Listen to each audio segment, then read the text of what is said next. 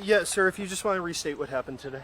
Okay, I hired A&J Tree Service to take down 3 trees in back of my house. And that was maybe a week, 10 days ago. And they told me that they were going to be here tomorrow morning about 7:45, 8 o'clock. Well, here a couple of hours ago, my front doorbell rang, and the guy says, well, we're going to here a day early, we're going to start, and if need be, we can go into another day. And so they set up all their equipment, and they were bringing their big boom truck up, which I guess can stretch out 150 feet. They were bringing it up, and they had a man up on the boom, way up hanging off the boom, and he was going to start cutting some of the limbs off the trees in the backyard. And as they were swinging around, one of the legs of the boom truck went through the septic system and come crashing down. And I heard the noise, crash, crash, crash, crash, crash. I ran out the door, and I saw the mess that was out there, and everything was down. And I ran over, and his buddies were over there starting to pull stuff off him. My wife was out there trying to pull limbs off. She ended up getting a couple scratches on her leg in the meantime. But when he got out, he jumped up and he said, I'm all right, I'm all right. And I said, I thought he was dead, to tell you the truth, so, for the situation.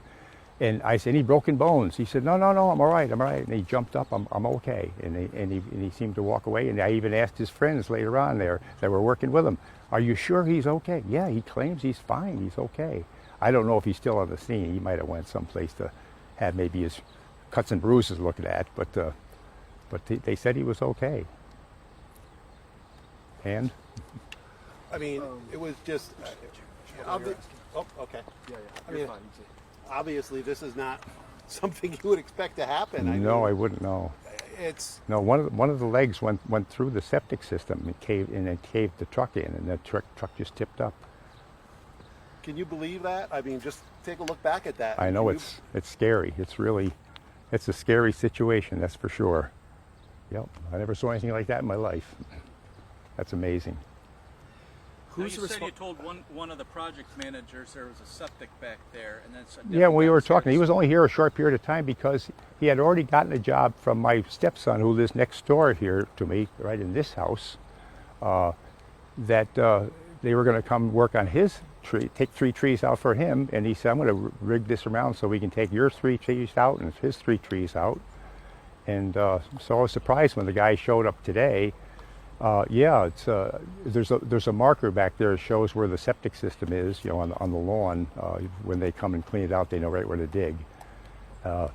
So yeah, they knew about it, but maybe these guys didn't know about it. I don't. It seems like communication breakdown. Project manager that knew about it, and then the guy that showed up today you've never seen before, correct? Right, that's correct. Okay. Yeah, I didn't expect him today, and luckily I was home. That's all. Yeah. Now, were you in the house when this happened? Yes. Describe what that sounded like.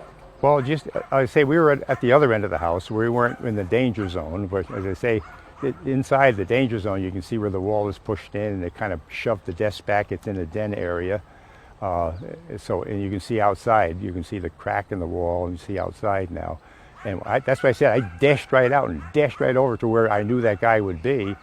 And like I say, within 2-3 minutes, he was up, and I'm okay.